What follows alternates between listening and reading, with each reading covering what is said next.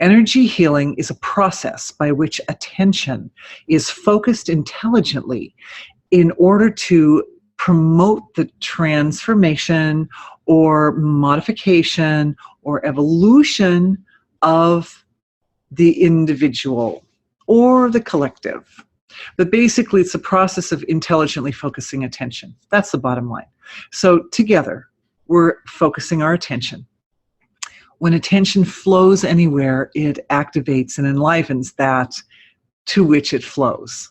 So we're using our attention like a tool.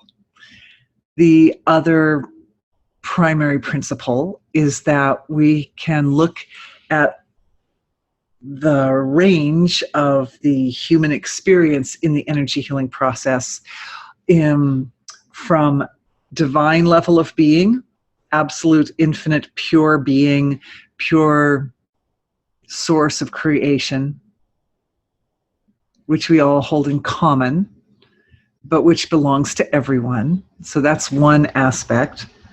Another aspect is the densest, most manifest physical level of who we are, which is our physical bodies. So that's another aspect.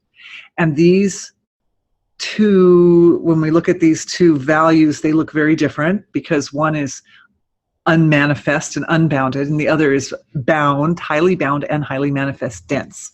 So the dense level is pressing in, the unbounded level is expanding out, and the junction between the two is the area where the mechanics of manifestation occur.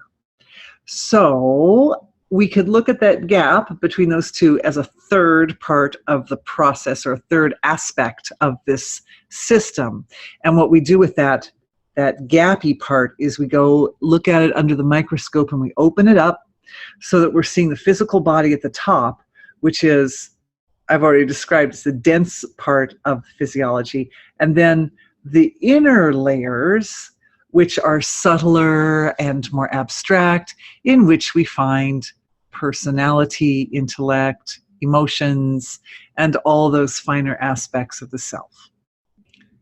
This idea of dividing into 8 is basic, so you'll hear me reference different layers of the manifested aspect of the personality or the being. Causal is the deepest, and it's also the most universal. It's the most stretched out and expanded. And then, celestial is the deepest. Causal, spirit, astral, and then emotional, mental, etheric, and physical.